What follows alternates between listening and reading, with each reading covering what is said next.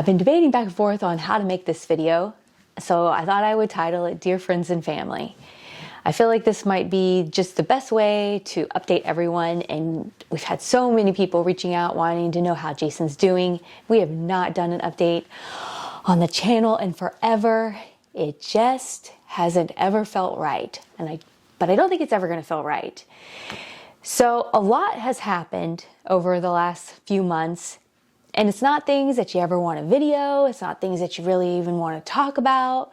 And so it just makes it kind of difficult. But you guys have all been so supportive and so helpful that it's hard to not want to update you, because I feel like you deserve that. You know, you guys all love Jason, and I really want you guys to know how he's doing.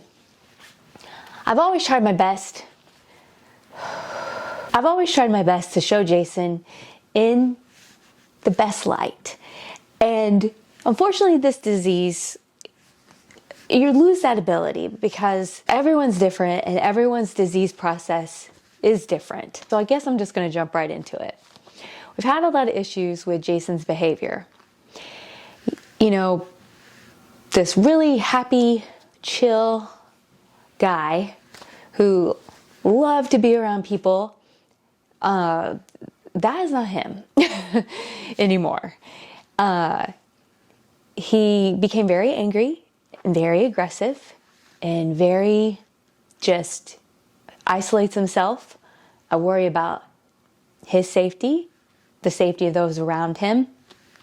And it's taking several months to just continue to work with the psychiatrist to get that medication to where we can all just, live without walking on eggshells.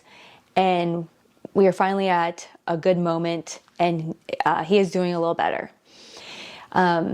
He's definitely lost his filter.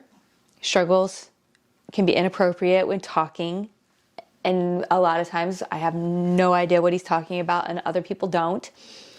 And this is all just par for the course.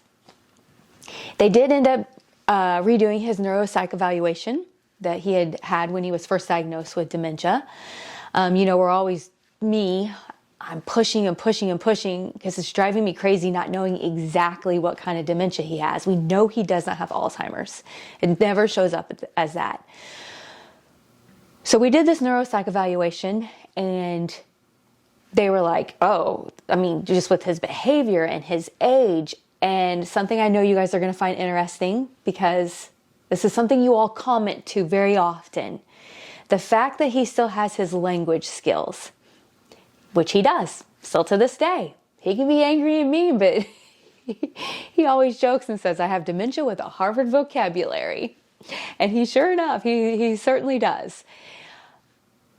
All these things line up with someone who has a behavioral variant frontal temporal dementia.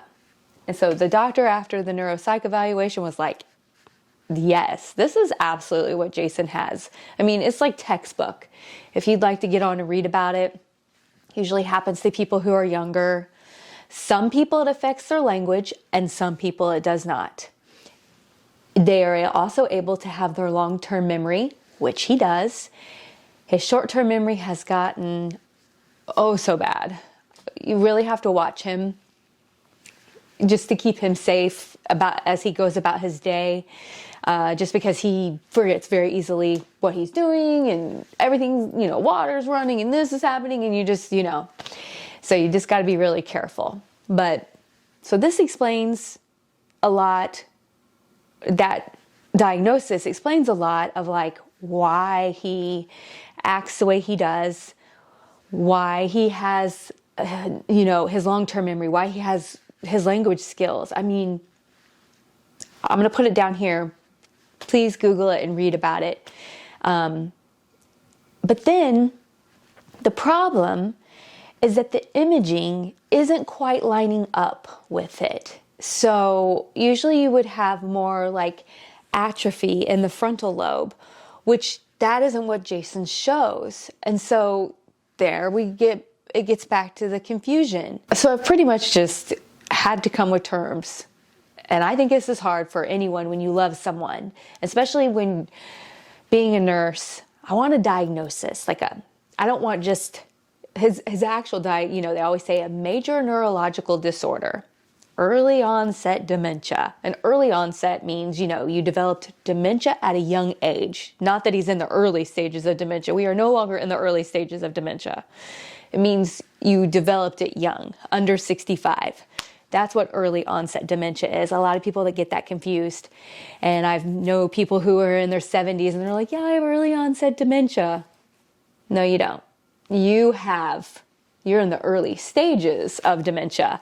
So that's just a little learning lesson. But anyway, all that aside, every day is about keeping Jason safe, and I like to keep him happy. What can I do to make him happy? And that type of thing. And it makes me sad to see him not really visiting too much with other people. That's exhausted. One of his really good friends wanted to come visit. And when I mentioned it to him, he was just like, I can't do it. I can't do it. And it's too exhausting. I can't do it. And even if you're like, well, even if they just come for a little bit, it just completely overwhelms him. And once he gets overwhelmed, he's just, unfortunately, not very pleasant to be around. And so for me personally, my role as a caregiver has definitely stepped up, which I anticipated and I'm okay with. It's starting to get dark in here, sorry. I think I handled Jason very well. I have figured him out, and he's so, please take this with a grain of salt. I don't mean this in a bad way, but he's just so weird that he makes me laugh. He just says the silliest things, the funniest things to me still, and I just go along with it. He has still the most crazy, outlandish ideas that I have no idea where he gets them. And the biggest lesson we've all learned, and this is not meant maliciously, is that you can't trust Jason. Not because he's trying to, do something always bad or something like that. It's just that sometimes he doesn't even know what he's talking about. So this is my thing I want to let friends and family, and especially those that are around him often, or those people who aren't around him often, and then you do talk to him. Please take whatever Jason says, like I just said a moment ago, with a grain of salt. It could very easily be a lie, not on purpose, but not be the truth. And most of the time, whatever he says he thinks he's going to do, or this or that, he's never going to do. He'll never follow through. He has absolutely no ability, because he's lost his executive function, to follow through with task. And so, if he's like, oh yeah, I'll help you move, or I can do this, I can do that, please know that that's his old memory of the way he thinks, and he would want to, but he's never going to.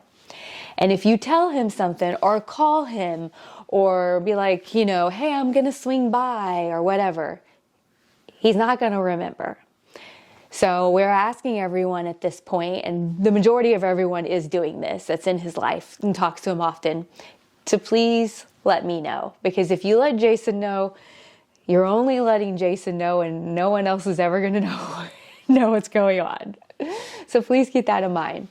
So in order for me to, help the situation or plan anything that we're trying to do, please always go through me in order for it to actually happen. If you're someone who personally talks to Jason, please know that whatever you say to him gets taken at face value, meaning he has, he had this before he was actually diagnosed, where he always wanted to help people.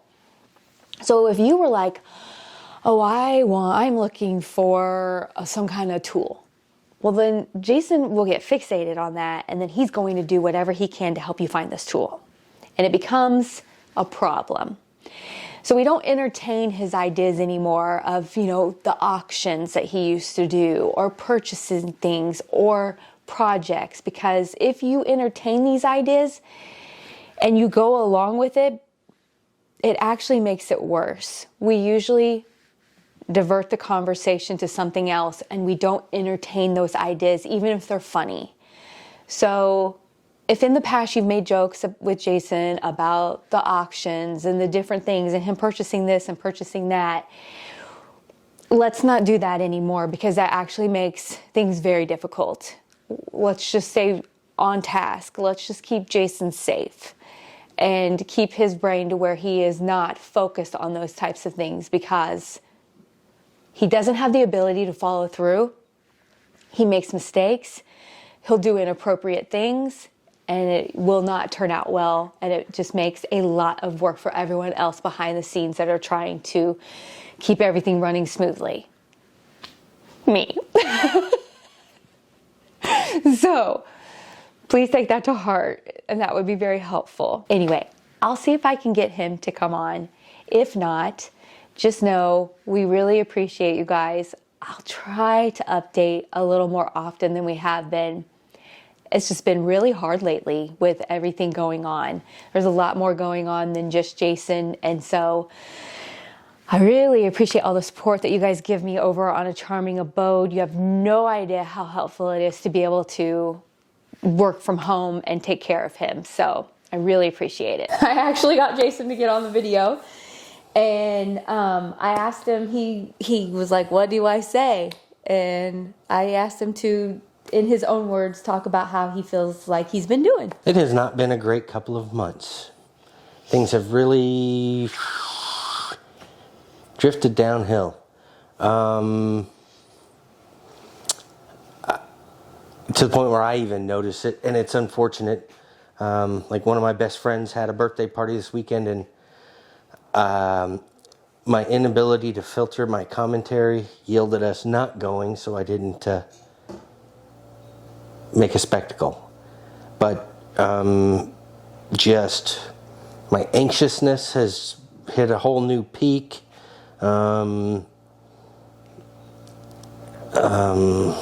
My forgetfulness is getting more forgetful. True. And it just really feels like I've driven off a cliff lately. I think that pretty much sums it up. Yep. So I apologize I have not been more willing to get on camera, but I don't think that's what you even think about it. nope. What do you feel like, for you personally, feels like that's been the hardest thing in your mind? I don't know. Yeah. So not having your thoughts that you usually have. Mm-hmm. But thank you for coming on and telling everybody how you're doing and why you haven't really been in videos or anything. Mm-hmm. Thanks everybody for tuning in. I'll work on the boss and see if she'll just make more updates. It's kind of like when I go to the doctor, I just like, can't you just go? Evie, really? She wants to be in the video. Mm-hmm. Oh my goodness. All right. We'll try and do more, so stay tuned. Thanks everybody. Bye.